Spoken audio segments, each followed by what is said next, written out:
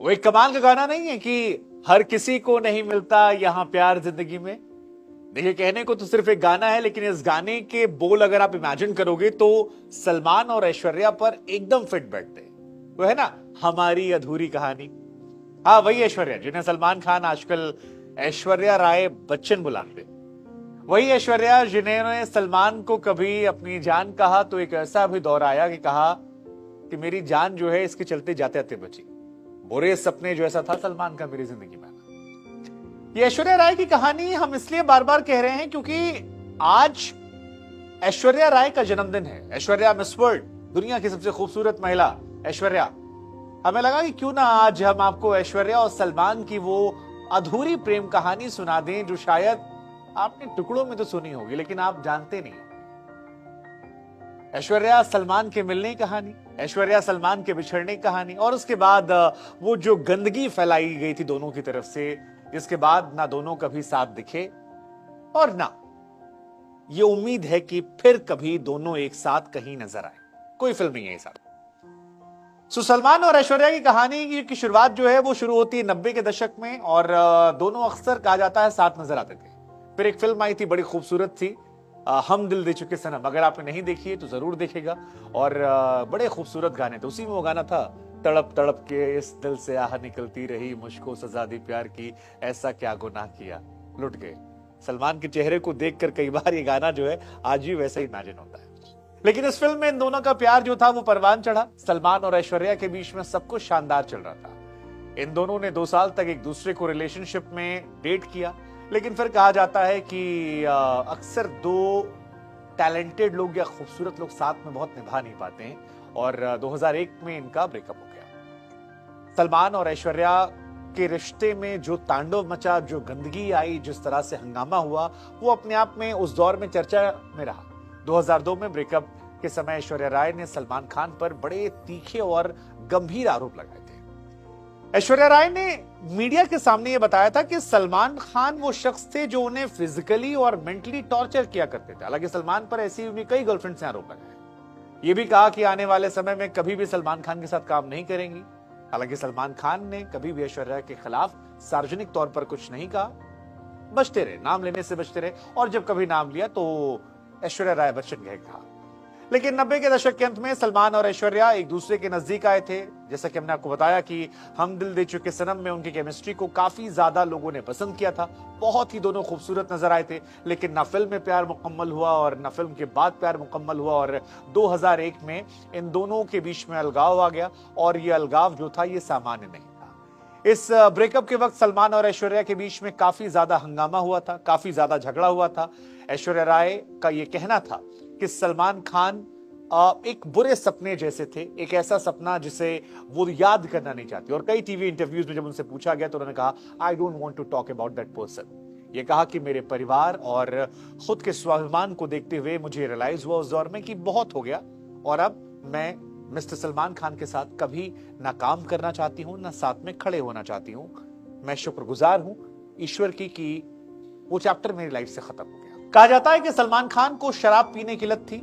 Salman Khan physically काफी dominating थे, और फिजिकल डोमिनेंस, शराब की लत से ऐश्वर्या परेशान हो गई थी, और ऐश्वर्या उनकी तमाम बुरी आदतों को लंबे समय तक माफ करती रही। लेकिन जब ये चीजें बढ़ती गईं और सलमान का गुस्सा, सलमान की आदतें उन्हें परेशान करने लगी, तब धीरे धीरे उन्होंने फैसला किया कि अब इस रिश्ते से आगे बढ़ने का वक्त है। ऐश्वर्या कहती हैं कि इस मामले में मेरी चुप्पी को कई बार गलत तरीके से लिया गया, कई बार मेरे चरित्र के बारे में, मेरे कैरेक्टर के बारे में उल्टा सीधा किया गया, कई बार मेरे को स्टार्स के साथ मेरे रिश्ते खराब करने की कोशिश की गई। दरअसल ये जो को स्टार वाला मामला है ये शाहरुख खान से जुड़ा मामला है, जहां पर एक फिल्म आई थी चलते चलते, तो सलमान खान की वजह से कहा जाता है कि ऐश्वर्या राय को शाहरुख खान की फिल्म चलते चलते से निकाल दिया गया था, और उसी के बाद चलते चलते में उनकी जगह पर रानी मुखर्जी जो हैं वो काम करने लगी थी। सलमान खान इस फिल्म के सेट पर पहुंच गए थे, और कहा जाता है कि जोर जोर से चिल्लाना शुरू कर दिया। खबरें आई कि शाहरुख और सलमान के बीच में भी काफी हंगामा हुआ है, और इसी हंगामे के बीच में एक बार खबर यह भी आई कि सलमान खान जो है शराब के नशे में ऐश्वर्या के घर गए। घर का दरवाजा जो था वो जोर जोर से पीटते रहे। तब ऐश्वर्या ने कहा भी था कि काफी ज्यादा वो हैरान करने वाला मामला था। हालांकि सलमान ने इस घटना को लेकर एक बार जिक्र किया और कहा, जब सलमान से पूछा गया कि ऐश्वर्या राय ने ऐसे आरोप लगाए हैं, तो सलमान ने डायरेक्टली तो कुछ भी कहने से इनकार कर दिया। लेकिन कुछ साल पहले एक चैनल को सलमान खान ने इंटरव्यू दिया था और उस इंटरव्यू में सलमान खान ने इस बारे में बात की थी और ऐश्वर्या राय का नाम लिए बगैर ये कहा कि ऐसा कहा गया है कि मैंने हाथ उठाया है, तो फिर मैं क्या कह सकता हूं।